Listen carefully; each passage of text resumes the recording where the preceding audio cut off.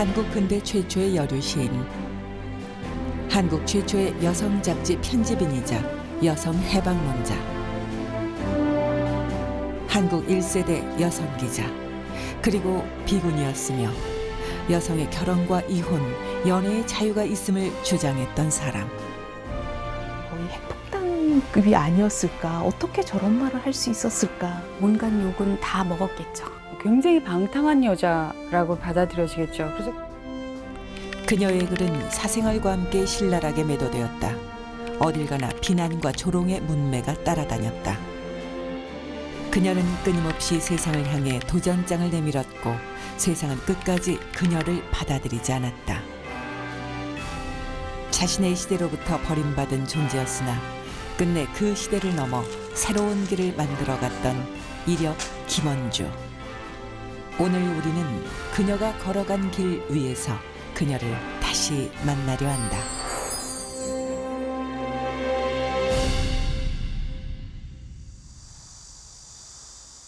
고문서들이 소장돼 있는 국립중앙도서관. 20세기 초반에 활동했던 김원주의 흔적을 만날 수 있다. 김원주는 한국문학사상 1세대 문학가로 수십 편의 시와 소설, 평론을 발표했지만 그녀의 작품들은 오랫동안 세상의 조명을 받지 못했다. 그 하나가 바로 1920년 3월 10일 창간되어 모두 4호까지 발행된 한국 최초의 여성지 신여자다. 한 권당 60페이지 분량으로 논설과 에세이, 시와 소설 등 당대 여성들의 목소리를 담고 있다. 이 잡지를 탄생시킬 당시 김원주의 나이는 불과 24살이었다. 한 세기를 견뎌낸 문서는 간신히 제 모습을 유지하고 있는 상태다. 곳곳에 용지가 파손되고 낙장이 있으며 글자의 식별조차 어렵다. 서고 한편에서 쓰러져 갔던 신여자가 세상의 조명을 받게 된 것은 지난 2003년 문학을 연구하는 한 연구자에 의해서였다. 신여자는 한국 잡지사에서 최초의 여성의 힘으로 만든 여성 잡지거든요. 그런 점에서 중요하고요. 또 하나는 한국 여성문학 1세대 작가 중에서 가장 대표적인 김원주의 문학이 그 신여자에 많이 실려 있어요. 그래서 그 작품들을 연구함으로써 김원주의 문학 세계를 좀 본격적으로 연구할 수 있기 때문에 관심을 갖게 됐습니다. 여성지 신여자를 위한 연구팀이 꾸려졌다. 연구팀은 먼저 전국의 대학 도서관들을 일일이 탐색해 여성지 신여자를 찾아 나섰다. 몇 달에 걸친 수소문 끝에 연구팀은 고려대와 연세대, 이화여대와 서강대 도서관에 낱권으로 흩어져 보관돼 있던 신여자를 찾아낼 수 있었다. 찾아낸 잡지들은 다시 원본 확정 작업에 들어갔다. 고문서의 경우 원본과 함께 그것을 복제한 사본들이 존재하기 때문에 최초의 자료, 즉 원본을 가려내는 작업이 연구에 선행되어야만 한다. 원본과 사본을 대조하는 과정을 거쳐 신여자 4권의 원본이 모두 확정되었다. 구하기도 굉장히 어려운 자료인데 간신히 어떤 경로로 해서 구했는데 원본을 확정해서 정리된 원본을 제공함으로써 나중 연구자들까지 다 그걸 발판으로 연구할 수 있거든요. 근데 그 원본의 확정이라는 것이 첫째는 도서관에 이게 다 구비되어 있지가 않았고, 그 다음에 있는 곳에서는 이거를 복사해 주지 않았기 때문에 저희가 가서 이제 노트북으로 다 일일이 쳐야 됐고, 그 다음에 또 이게 안 보이는 글자들이 많고 책이 훼손되거나 그래서 또 그 원본을 확정하는 것 자체가 굉장히 어려웠어요. 연구팀은 원본이 소장된 곳으로 가서 260페이지에 달하는 원본의 내용을 원문 그대로 컴퓨터에 입력해 복기해냈다. 3년여의 복기 과정을 거쳐 김원주의 신여자는 마침내 새로운 버전의 신여자로 다시 태어난다. 이것은 김원주의 시대와 삶, 문학에 대한 연구가 본격화되는 계기를 마련했다. 신여사 같은 경우에는 일체 남성의 글은 싫지 않겠다라고 피력을 했거든요. 그래서 여성들이 고민하는 문제들을 더 많이 공론의 장으로 이끌어내고자 하는 그런 의지가 담겨 있었던 잡지라고 생각합니다. 김원주는 모든 여성에게 참여의 기회를 열어놓았다.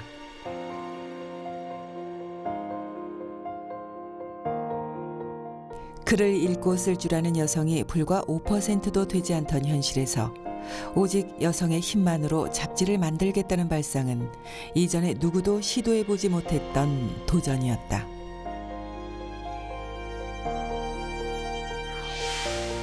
당시 여성지를 표방한 잡지로 여자계가 있었지만 주로 남성 문인들의 글과 여성의 글이라 해도 남성의 시각으로 걸러진 글들만 수록될 수 있었다.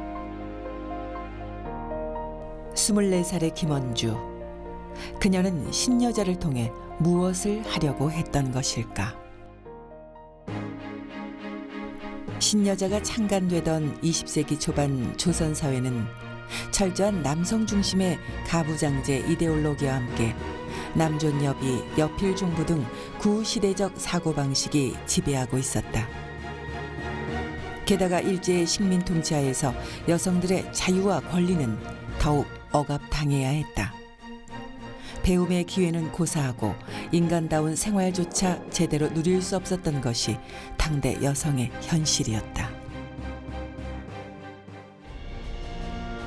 김원주는 신여자의 발행을 통해 이러한 여성의 현실을 개혁하고자 했다. 그녀는 자신과 뜻을 같이 하는 동지들, 곧 이화학당과 동경 유학 시절 함께 공부했던 나혜석, 박인덕, 신줄리아, 김알란 등과 함께 청탑회라는 모임을 결성, 일주일에 한 번씩 만나 잡지의 방향을 잡아나갔다. 이 자리에서 그녀들은 오직 여성의 힘만으로 세상을 바꾸기로 결의하고 모든 기고문을 여자의 글로 제안한다.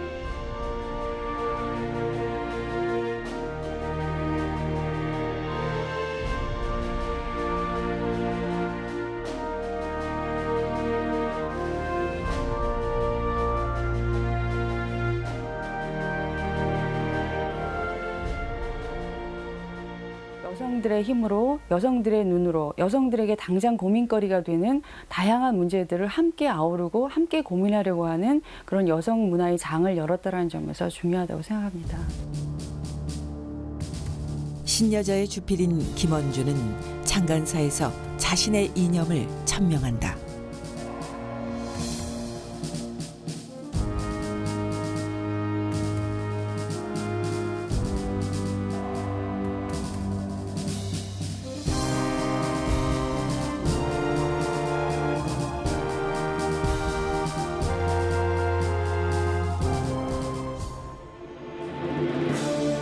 김원주는 당대의 제도적 부조리와 악습들을 공론의 장으로 끌어냈다. 대표적인 악습이 좋은 풍습이었다. 고작 12~13살 어린 소녀를 일면식도 없는 남자의 집으로 시집보내 평생을 살도록 하는 잔인한 풍습이다. 그렇게 남편의 부속물이 되어 대를 잇고 가정을 유지하는 존재로 살다 일생을 마감하는 것이 그 시대 여성의 삶이었다. 김원주는 이처럼 인간으로 살지 못하고 존중받지 못했던 당대 조선의 여성들에게 참다운 삶을 되찾아주고 싶었다. 그렇습니다. 조선의 여성들에게 사람다운 삶을 찾아주는 것. 그것이 바로 내가 이 시대에 존재하는 이유이며 지식인으로서의 책임이자 소명입니다. 몇 세기를 두고 이 땅의 여성들은 사람으로 대우받지 못한 채 마치 하등동물과 같이 남자에게 유린당했습니다. 이제 우린 그런 노예 같은 삶에서 벗어나야 하고 모든 인습과 악습과 일체의 구사상에서 해방되어야 합니다. 이것이 바로 나 김원주가 신여자를 만든 이유입니다.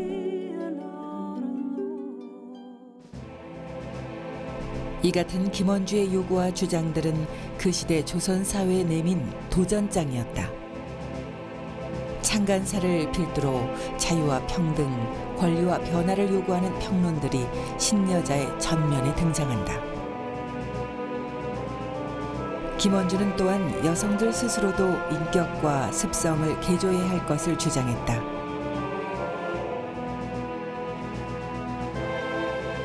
여성이 자유와 권리를 얻기 위해서는 먼저 실력을 갖춰야 한다는 것이 김원주의 신념이었다.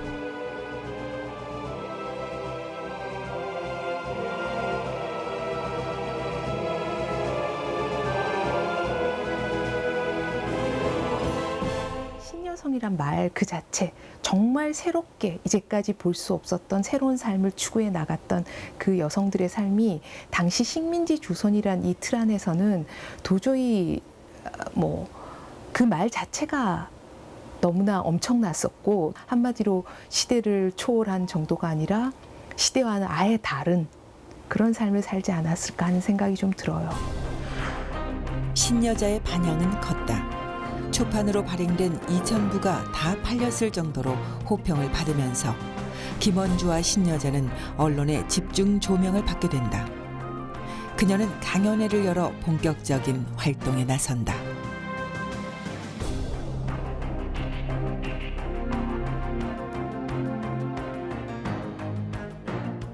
그러나 관심을 보인 사람들 모두가 김원주의 등장을 반겼던 것은 아니다. 그때 김원주에겐 어떤 것도 거칠 것이 없었다.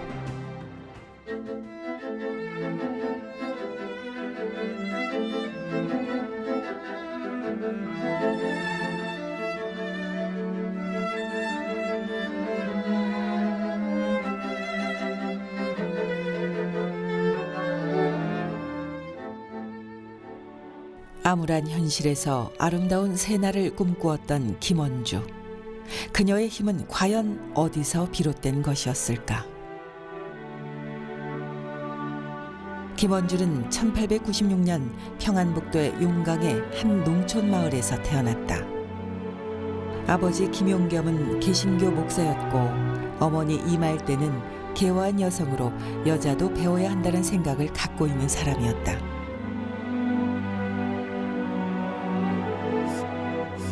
일찍이 딸의 가능성을 알아본 어머니는 가난한 형편에도 5남매를 낳아 키우며 바깥일을 해서 원주를 공부시켰다.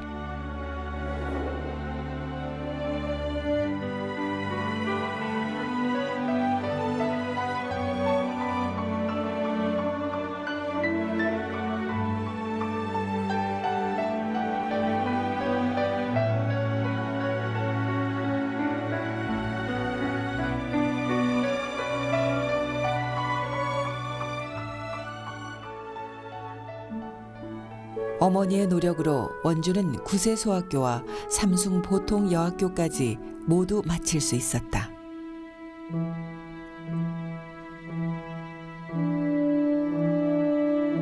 어머니는 또한 어린 원주에게 일생 동안 잊을 수 없는 지극한 희생과 사랑을 심어주었다.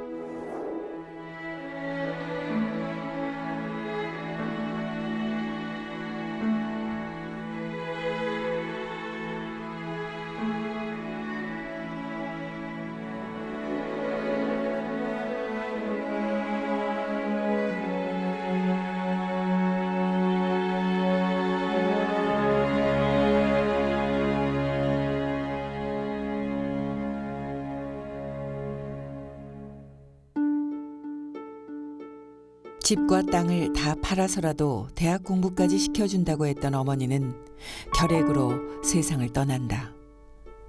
연이어 동생들과 아버지마저 세상을 떠나고 만다.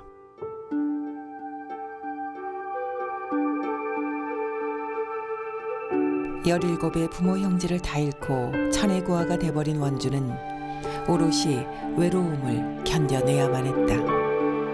그때 김원주를 거둔 이가 외할머니다. 이른이 넘은 외할머니는 어려운 형편에도 원주를 한성에 있던 이화학당으로 보내 공부를 뒷바라지했다. 미국인 선교사가 설립한 이화학당은 한국 근대 여성 교육의 요람이었다. 김원주는 이곳에서 5년 동안 신식 교육을 받은 뒤 1918년 3월 대학부 예과를 졸업했다. 김원주는 외할머니의 후원으로 일본 유학길에 오른다. 당시 일본은 메이지 유신 이후 새로운 세상으로 탈바꿈해 있었다. 그 그곳에서 김원주가 주목한 것은 여성이었다. 기모노와 게다를 벗어던진 일본의 신여성들은 삶 전반에 걸쳐 혁명적인 변화를 맞고 있었다. 이런 변화의 중심에 여성지 청탑이 있었다. 청탑은 일본 최초로 여성에 의해 발행된 문예 동인지로 일본 신여성 운동의 온상이었다. 그 주역이 바로 여성 해방 운동가 히라스카 라이초다. 그녀는 여성들로만 필진을 구성해 청탑을 만들어냈다. 이 모습은 김원주에게 하나의 불씨가 된다. 뭐 여성 활동 모임이라든가 강연회라든가 이런 것들이 굉장히 활발한 당시였는데 그런 것들을 보면서 받았던 충격이 새로운 학문, 뭐 새로운 사상 이게 아니라 여자들이 자기 목소리로 저런 활동들을 하고 있구나. 여기에서 받은 충격들은 아마 굉장히 놀라웠을 거예요. 조선 여성들의 현실을 고민해왔던 김원주에게 청탑이 던진 불씨는 암울한 현실을 밝히는 불꽃이 되어 동지들에게로 번져나갔다. 그렇게 탄생한 것이 바로 우리나라 최초의 여성지 신여자였다. 그러나 운영은 쉽지 않았다. 독자의 반응은 뜨거웠으나 구독 수입은 턱없이 부족해 언제나 적자에 허덕였다. 90%에서 95% 이상이 여성의 문맹자였기 때문에 그 책을 사서 읽을 사람이 과연 몇이나 됐을까 생각하면 잡지를 계속 팔아서 뭔가 그 수익을 내서 그 돈으로 다음 잡지를 만든다라는 거는 거의 불가능했을 거라고 생각하고요. 더 큰 문제는 지면을 채울 원고였다. 투고의 기회는 열어놓았으나 글을 쓸 수 있는 여성이 부족하다 보니 김원주 홀로 지면을 채워야 했다.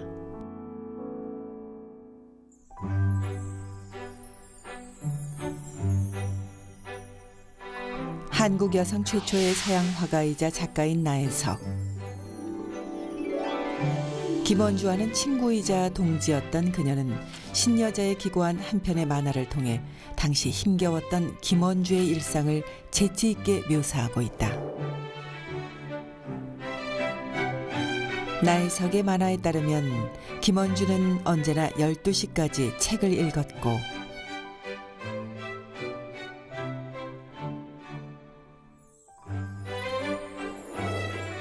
음식을 만드는 틈틈이 시를 지었다.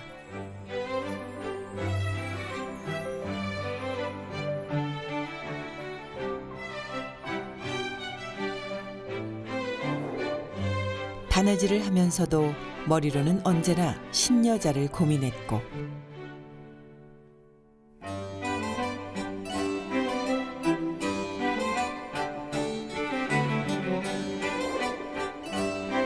밤새워 고민했다가 새벽에 원고를 썼다. 김원주는 묵묵히 그 상황을 감당해 나갔다.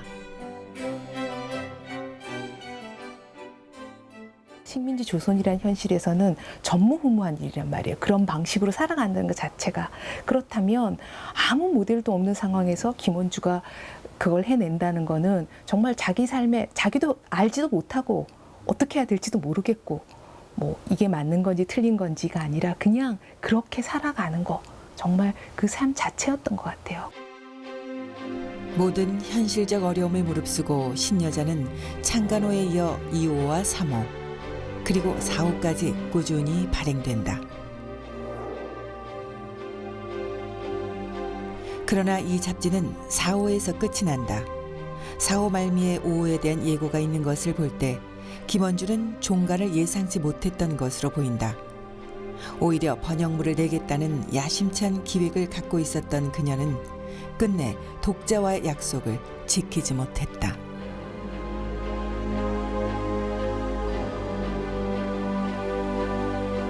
시대의 개조라는 하나의 목표를 향해 달려왔던 김원주의 뜻은 무참히 꺾여버리고 만다. 게다가 애정 없이 시작했던 결혼 생활로 그녀는 절망과 불행의 나락으로 떨어졌다. 세상은 왜 이토록 나에게 잔혹한 것일까요? 어린 시절 부모 형제를 모두 잃고 홀로 남겨져 사랑이 뭔지 행복이 뭔지도 모르는 나이에 40살 이웃남에게 팔려가듯 시집을 갔습니다. 그래도 그 모진 삶을 견딜 수 있었던 건 새날이 올 거라는 희망이었습니다. 하지만 난 이제 더 이상 이 끝없는 불행을 견뎌낼 힘이 없습니다. 신여자가 폐간된 이듬해 김원주는 남편과 이혼한다.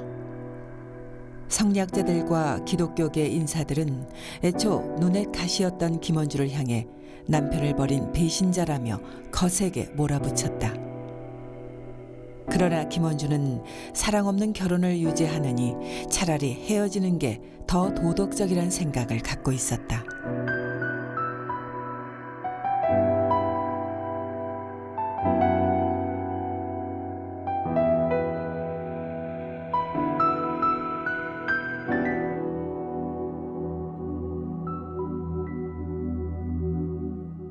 인후이과의 결혼 생활에서 염증을 느끼고 또 상처를 입었다고 할 수 있는 김원주가 인생을 바꿔야 된다고 생각을 하고 결심을 했을 때 그때 일본행은 하나의 그 수단이었다고 할 수 있죠.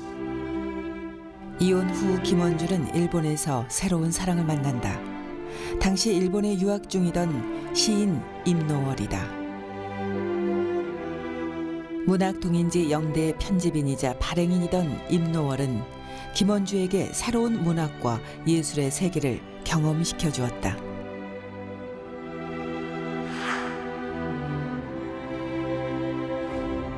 임노월은 당시 문단의 계몽주의에 맞서 예술지상주의와 신개인주의라는 독특한 문학 세계를 갖고 있었는데 김원주는 임노월의 사상과 이념에 빠져들면서 한층 성숙해갔다.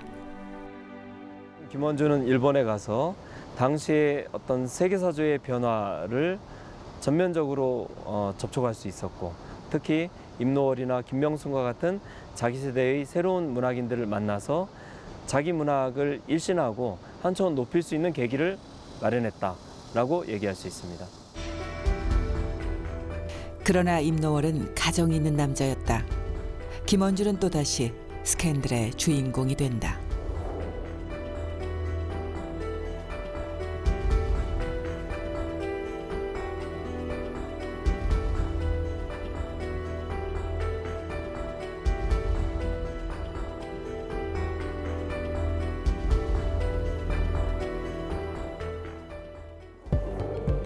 모멸하는 눈초리를 받은 건 김원주뿐만이 아니다. 1세대 신여성들의 사생활은 언제나 비난의 도마에 올라 있었다.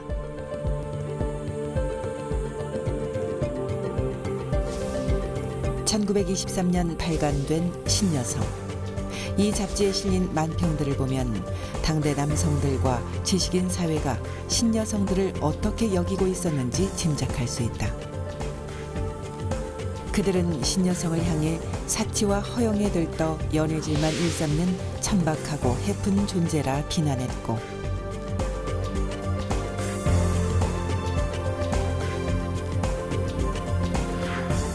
아무 남자나 보고 궁둥이 짓을 해댄다며 신랄하게 조롱했으며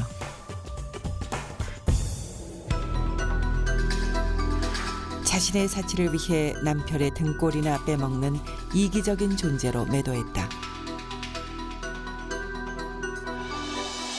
본처를 두고 신여성과 놀아나는 지식인 남성들에게도 신여성과 동일한 주홍 글씨가 새겨졌다.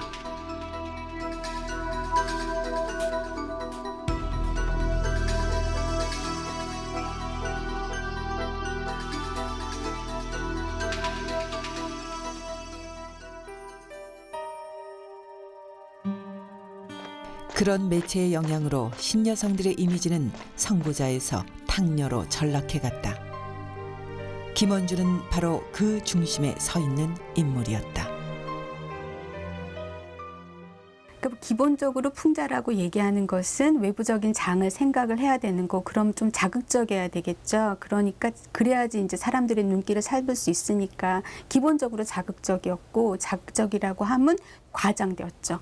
네, 과장되었고 특정한 한 부분이 좀 악의적으로 비난이 되었던 게 사실이고요.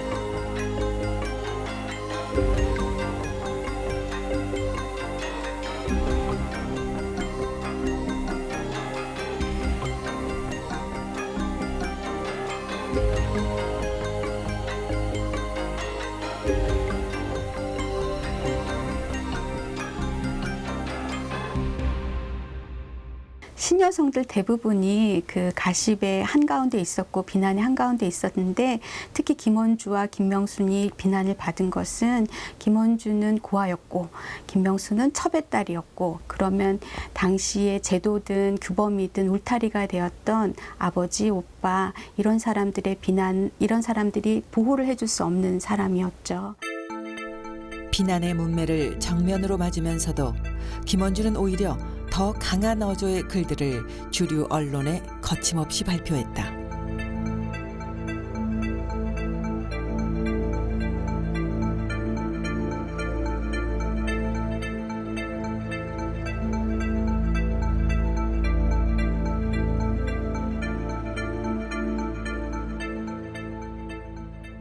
(1920년대에) 그 정조라는 문제를 어떤 관계에서 오는 가치의 문제로 이렇게 생각을 했다는 거는 그 당시에 거의 핵폭탄급이 아니었을까? 어떻게 저런 말을 할 수 있었을까? 온갖 욕은 다 먹었겠죠. 예. 공공연하게. 일상에서도 그렇고 매체로부터의 비난은 상당히 그분이 느꼈을 고통을 생각하면 정말 어떻게 이거를 견뎠을까 싶을 정도로 굉장했죠. 여자가 여러 번 사랑할 수 있다라는 것이거든요. 그러니까 그거는 정말 굉장히 방탕한 여자라고 받아들여지겠죠. 김원주의 신정조로는 엄청난 파문을 던졌다. 심지어 짐승의 가르침으로까지 매도됐다. 정조론을 발표한 뒤 나는 가는 곳마다 차가운 시선을 받아야 했습니다. 심지어 같은 여성들마저도 나를 연애 대장이니 하며 버러지 취급을 하더군요. 하지만 난 내 뜻을 굽힐 생각이 조금도 없습니다. 나 김원주는 자유를 위해 계속해서 글을 쓸 것이고 내가 생각한 바를 실천해 나갈 것입니다.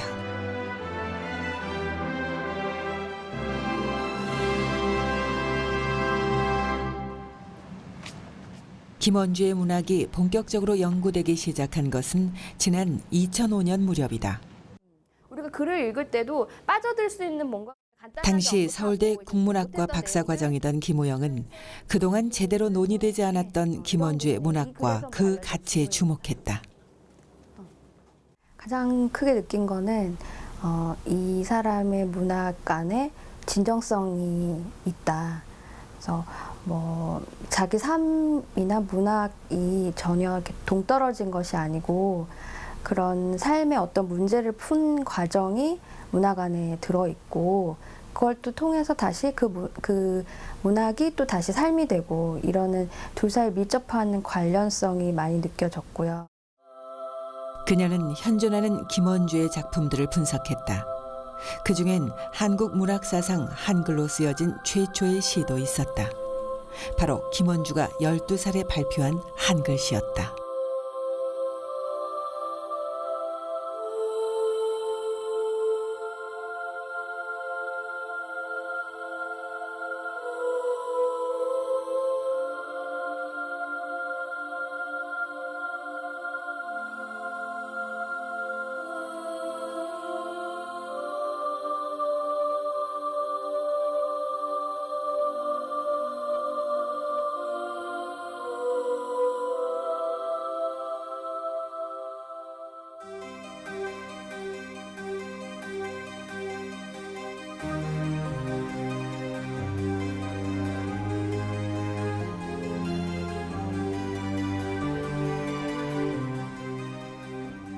일단 수신자가 있고 발신자가 있는 이제 편지라는 형식이 나의 어떤 내밀한 고백이라던가 나의 사정을 타인에게 가장 솔직하다, 그러니까 진정성이 담보돼 있는 그런 형식이라는 측면에서는 김일협이 서간체 형식을 통해서 자신의 작품을 발표하고 그다음에 그 에세이도 서간체 형식이 많은 거는 어떤 전략적인 측면이 있지 않나 그렇게 생각을 하고 있어요.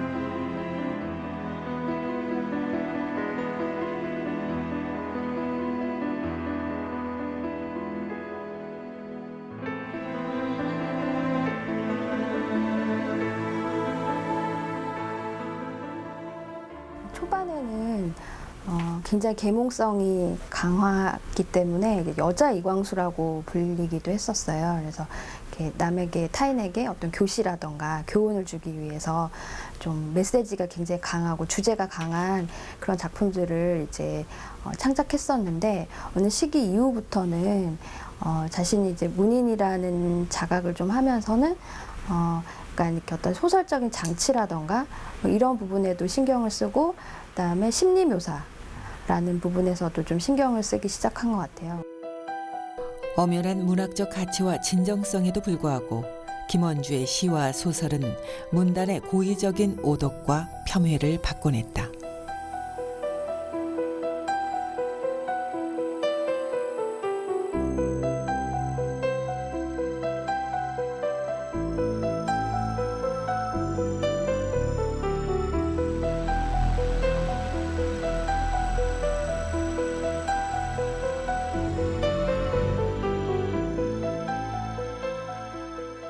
잡지나 또는 문단 활동에 있어서 여성들을 일종의 보기 좋은 장식물처럼 취급하는 경향도 있었습니다.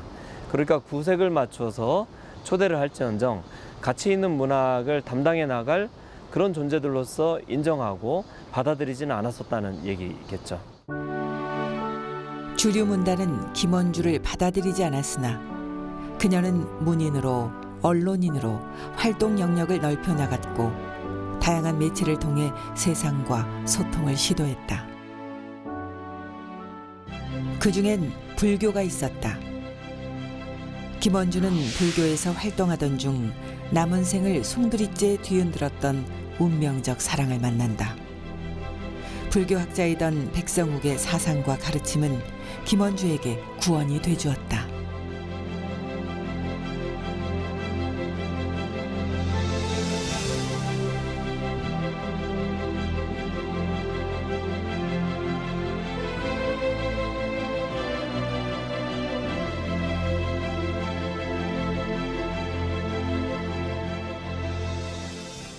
모 백성옥은 불교도로서 독일에까지 유학해서 철학박사 학위를 받고 온 사람이었습니다. 그러니까 지식과 학덕이 아주 높은 고승이었던 것이죠.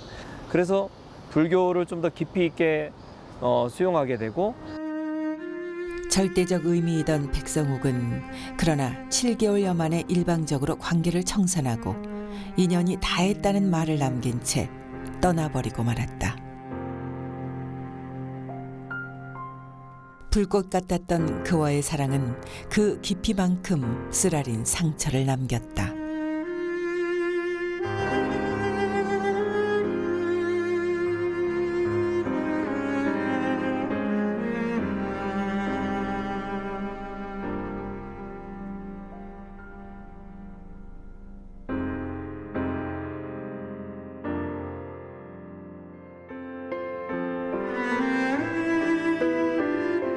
뜻을 함께했던 동지들마저 시대의 벽 앞에 차례로 쓰러져 갔다. 그녀들의 꿈은 그렇게 역사의 무대에서 사라지고 만다.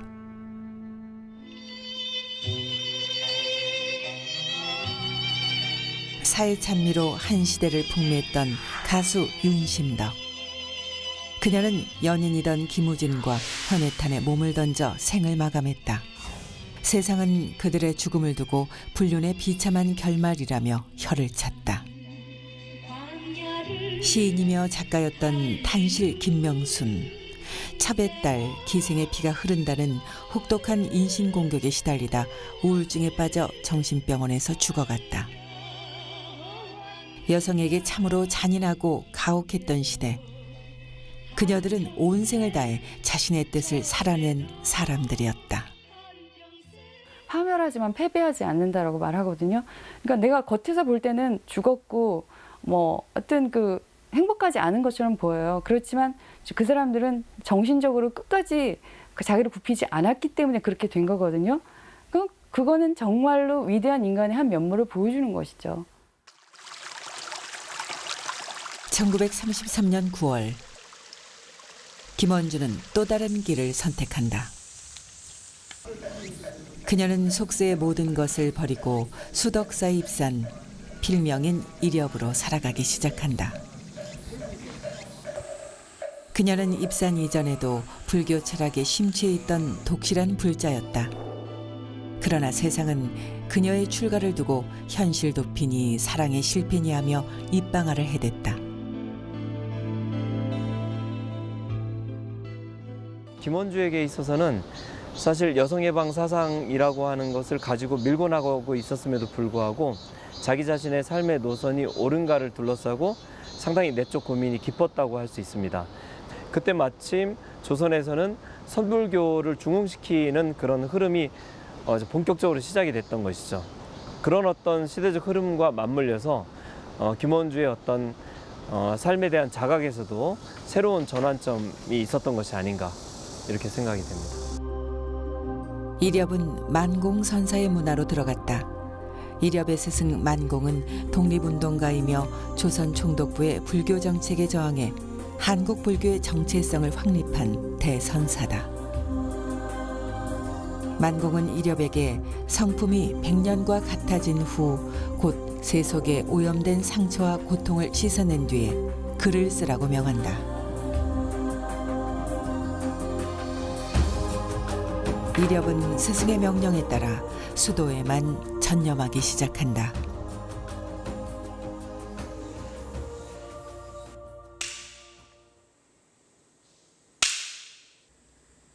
이렵은 입승직을 맡아 선방 수행자들의 수행을 이끌었다.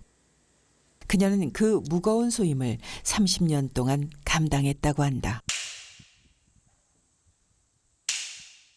그 죽비를 30년 동안 놓지 않고 계속 가지고 공부를 하셨다는 건 전무후무한 얘기입니다. 하도 오랫동안 입승직을 사셨기 때문에 입승스님 해서 누구나 입승이라는 것 자체가 저 스님의 이름인 줄로 전부 그렇게 생각하고 있었어요. 알고 보니까 그거는 입승이라는 하나의 그 소임이었더라고요. 그거를 뒤늦게 알았습니다, 저희들도. 감기가 드셔도 그냥 하시고 눕지 않고 앉아서 그렇게 입선 스님은 그렇게 하는 건지만 알았어. 하도 열심히 하셔서. 그녀는 입승 수행을 통해 자아의 발견과 자기 완성의 길을 끊임없이 물었고 인간과 우주, 나와 세계의 관계에 대한 해답을 찾아갔다.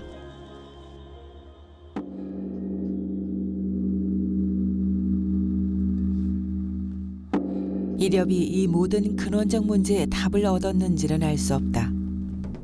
다만 그녀는 고통을 통해 고통을 넘어서는 그 길을 계속해서 걸어갔을 뿐이다. 30년의 시간이 흘렀다. 이렵은 오랜 침묵을 깨고 세상의 모습을 드러낸다. 1960년과 62년 두 권의 책을 자신의 이름으로 발표한 것이다. 그녀는 왜 놓았던 펜을 다시 들어야만 했을까?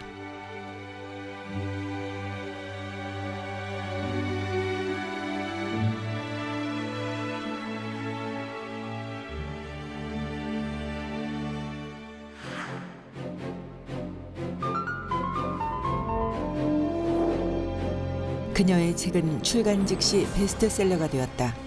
김원주에 대한 가벼운 호기심도 포함된 반응이었다. 독자들은 고민과 소감을 적어 편지를 보내왔고 이렵을 만나겠다고 찾아오는 사람들도 줄을 이었다. 하루에 1000명 이상은 오지 않았나 그런 생각이 듭니다. 네, 매일이요. 수많은 사람들 꼬리를 이었죠. 계속 올라가고 계속 내려가는 그런 행렬이 전부 이렵 스님을 찾아오는 행렬이었어요. 저도 처음 가서 너무 놀랐어요. 마당으로 가득 노 스님을 뵙기 위해서. 점심 끼니 때 못 잡서. 한 2시, 3시 넘어야 잡섰지. 시작하면 끝을 내셔야 돼. 안 끝내셔 중간에. 이렵의 가르침은 종교를 초월한 깨달음을 주었다. 그것은 남다른 생을 살아낸 삶의 경험이 갖는 힘이기도 했다.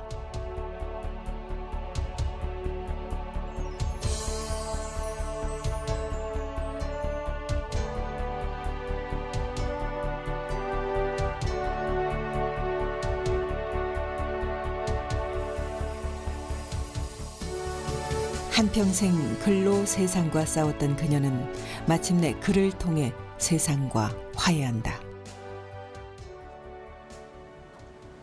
그렇게 또 50년의 세월이 흘렀다.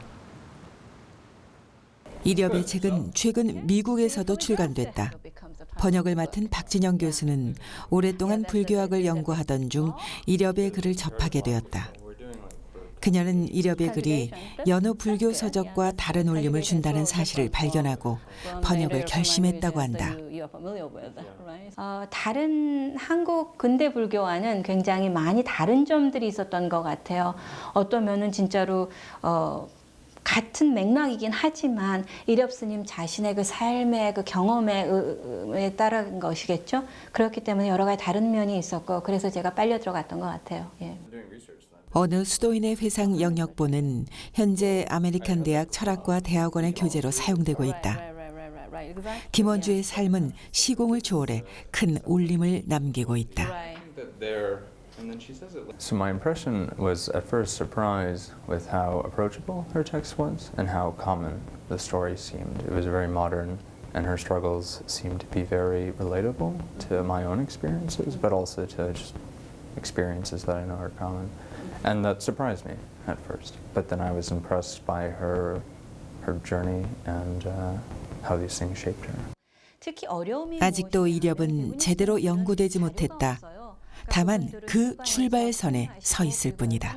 그런 미국 학계에서는 이제 불교와 여성, 종교와 여성 이런 주제가 굉장히 활발하게 연구되면서 이렵 스님의 글은 굉장히 좋은 자료죠. 여러 가지 여성 문제도 다루고 있고 한국 근대 불교 철학도 있고 그렇기 때문에 이 책이 나왔을 때 제가 아는 많은 그 종교학자들, 불교학자들이 굉장히 좋아했고 자기네들 수업에 쓰겠다고 그렇게 했어요. 지난 2014년 8월 수덕사 환희대에서 김이렵의 삶과 글을 연구한 대표적 학자들이 만남을 가졌다. 이렵이 남긴 글과 업적을 재조명하고 그녀의 사상과 생애를 재평가하기 위한 움직임이 조용히 진행되고 있다. 자기 소리라는 말이 이제 이렵 스님한테 굉장히 중요해지시는 건데 불경에 있는 해석 또 그것의 인용 거기에 그쳤다면 이렵 스님은 스스로 자기가 만들어낸 이야기들이 굉장히 많아서 자아를 발견하고 자아를 추구하는 게 근대문학인데 속세인으로서 자아를 추구했단 말이죠. 결국 그 사상의 한계 지점을 보고 그래서 그것에 해답을 얻는 과정에서 불교라고 하는 것이 떠올랐다는 거. 이 한국 근대문학계에서 정말 중요한 여성 작가다. 이렵 김원주는 평생에 걸쳐 세상의 삶과 자아, 구원의 문제를 고민하고 여성이 자유롭게 살 수 있는 세상을 꿈꾸었던 진정한 작가였다. 고 김이렵 스님의 장례식이 전국 비구니장으로 엄수되었습니다. 40년 동안 입산 수도를 하면서 불법을 강의해왔는데 우리나라 개화기에 지극지 않게 공헌을 한 당대 신여성이며 시인이었습니다. 험난했던 이 땅에서의 한 생애를 마감하고 또다시 머나먼 여정을 떠나간 이렵 김원주. 땅 위에서 그녀의 모습은 지워졌으나 그녀의 흔적들은 오늘 우리 앞에 남겨져 있다. 김원주의 시대로부터 한 세기가 흘렀다. 오늘 우리는 마음껏 배우고 자유롭게 사랑하고 결혼하며 자신의 길을 스스로 선택한다. 하지만 우린 여전히 우리 앞에 수많은 벽이 존재하고 있다고 생각한다.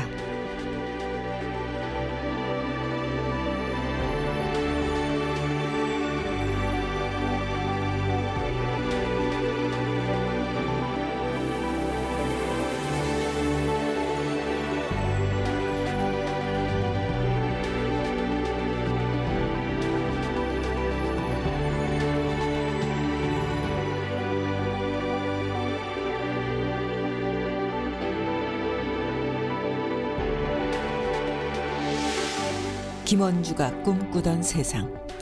그 세상은 어떤 모습이었을까?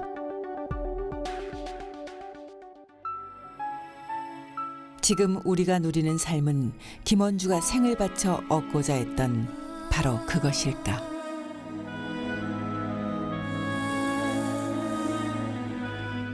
이렵에게 자유는 실천이었다. 깨달아 아는 대로 사는 것이다. 그렇게 온몸으로 부딪혀 시대의 벽을 뚫고 나간 김이렵은 오늘 우리에게 묻는다. 당신은 당신 앞에 주어진 무한대의 자유를 통해 무엇을 뛰어넘고 있냐고. 당신 앞에 어떤 벽이 있어 그렇게 멈춰서 있는 것이냐고.